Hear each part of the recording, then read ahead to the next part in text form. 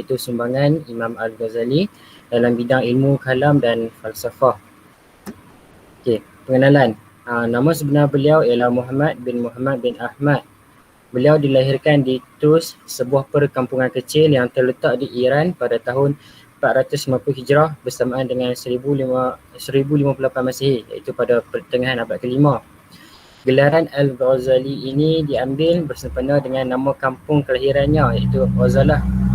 Beliau seorang yang tekun dalam menuntut dan mendalami ilmu pengetahuan sehingga berjaya menguasai pelbagai cabang ilmu seperti usuluddin, usul fiqh, mantiq, membaca hikmah dan yang paling terkenal ialah bidang falsafah.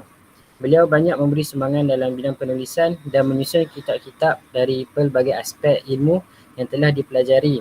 Tuntasnya, Imam Al-Ghazali banyak memberi sumbangan dalam ketamadunan Islam.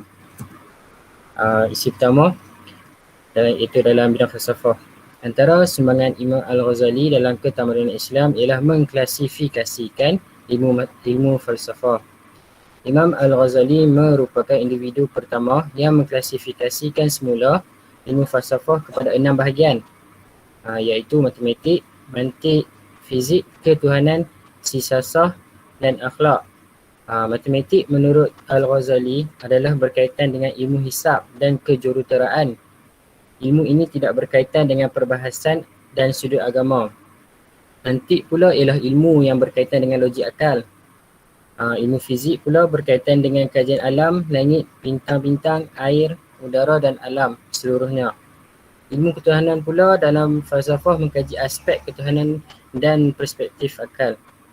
Beliau menghasilkan karya ini bertujuan memperbetulkan akidah umat Islam daripada pemikiran falsafah Yunani yang berdasarkan akal semata-mata. Contohnya, karya Al-Ma'rif Wal-Khaliyah yang memaparkan tentang hakikat kewujudan ilmu-ilmu yang rasional serta tujuan penghasilannya. Oleh itu, jelaslah bahawa Imam Al-Ghazali banyak memberi sumbangan dalam bidang falsafah bagi ketamadunan Islam. Seterusnya, isi dalam bidang ilmu kalam. Al-Ghazali memberi sumbangan yang cukup besar dalam ilmu kalam zaman ketamadunan Islam, iaitu penentangan terhadap hujah yang keterlaluan. Beliau telah mengarang begitu banyak penulisan dalam ilmu kalam. Dalam penulisan beliau, Al-Ghazali banyak mematahkan hujah-hujah daripada pihak lawan yang dilihat agak keterlaluan semasa membahaskan isu-isu yang timbul daripada perbincangan ilmu kalam.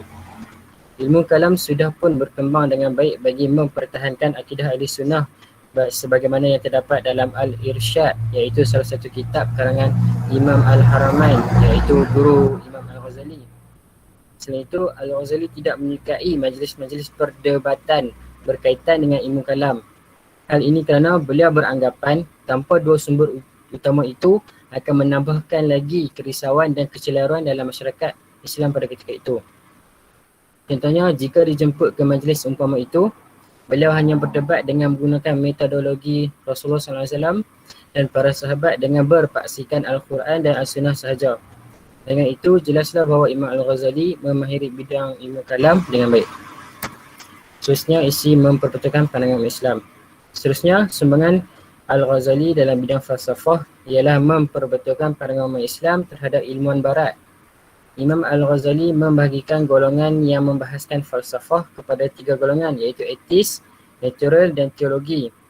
Golongan etis, golongan yang mengingkari wujudnya pencipta yang mentadbir seluruh alam ini.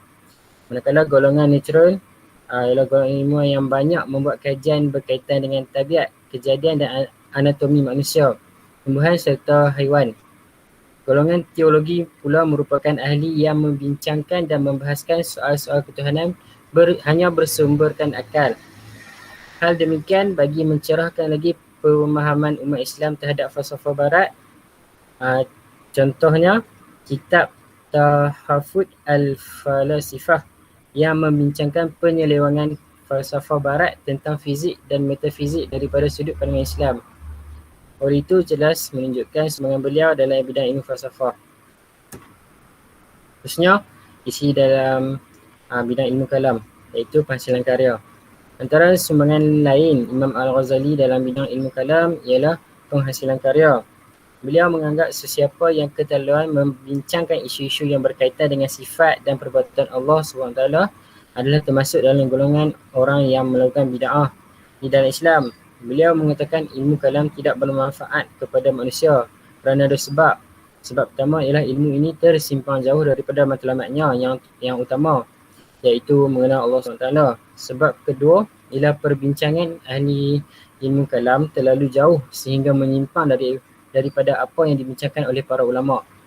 Hal ini demikian kerana permasalahan ilmu kalam ini dapat menyebabkan perpecahan dalam kalangan umat Islam. Contohnya Al-Ghazali dalam kitabnya Ihya Ulumuddin ketika membincangkan berkaitan dengan teori dan konsep ilmu, tidak meletakkan ilmu kalam sebagai satu ilmu yang bermanfaat kepada masyarakat. Dengan itu jelaslah menunjukkan penghasilan karya beliau dalam ilmu kalam merupakan sumbangan dalam ketahuan Islam. Kesimpulannya, kemampuan Imam Al-Ghazali memanfaatkan ilmu yang dipelajari daripada tokoh-tokoh ulama serta kebijaksanaan beliau berhujah dengan mengemukakan pandangan-pandangan yang bernas menyebabkan beliau dikagumi di seluruh dunia. Gelaran Hujatul Islam yang diberikan kepada Imam Al-Ghazali sememangnya tepat dengan keberaniannya yang melontarkan hujah-hujah yang tegas dalam menegakkan Islam. Sekian. Terima kasih.